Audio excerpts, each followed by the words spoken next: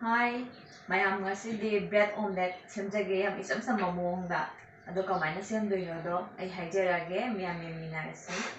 bread che piece ani laujare adagi butter macha amaga adai yerum amaga ado hoji kamaina tawge do yengasi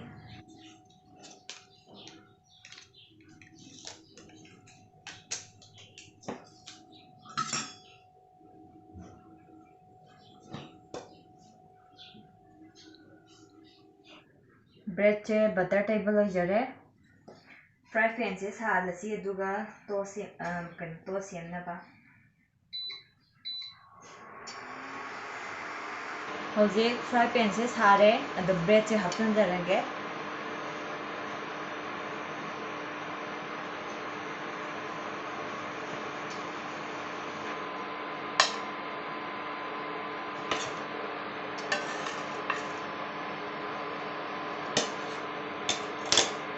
hojik butter se kitang hapchunjage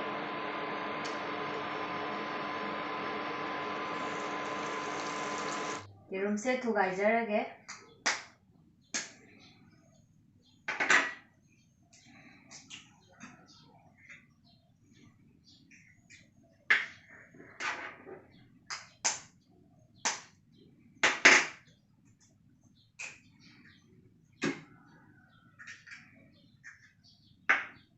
thum kitang hapjage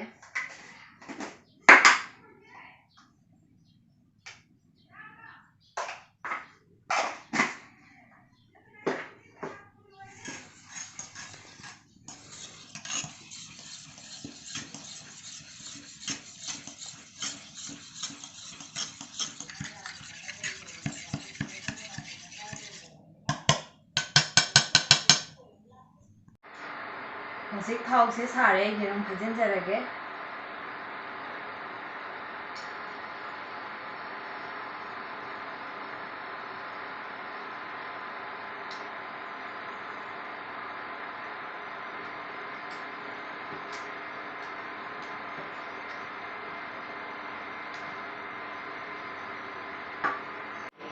bread hapchunjarage hojik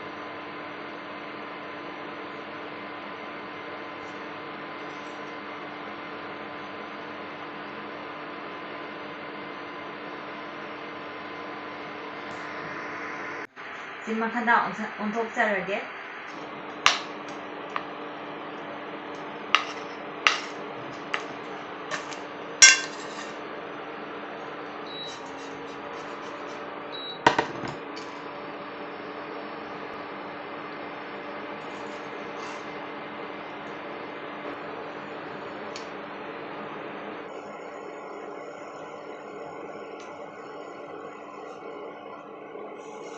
Simakada untuk jage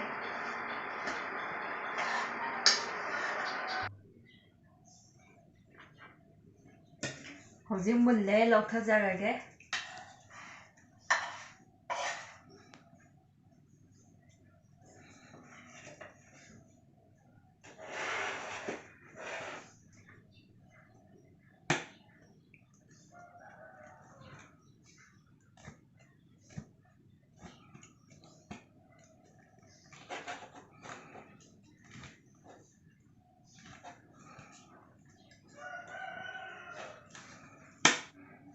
hojik taste tawjarage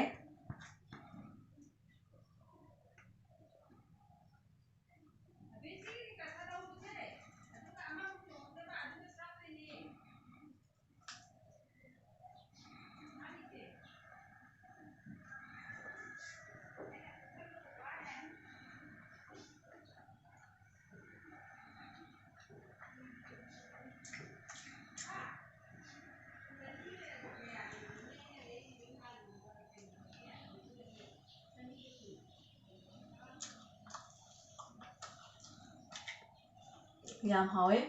ado se araiba pot ngakdani kemta nate ano mem yum sembiyo jikti lockdown su leibanina sigumba sembada adum yam haw chabe yai ado egi channel se bunu sibedi subscribe tawbiyo like tawbiyo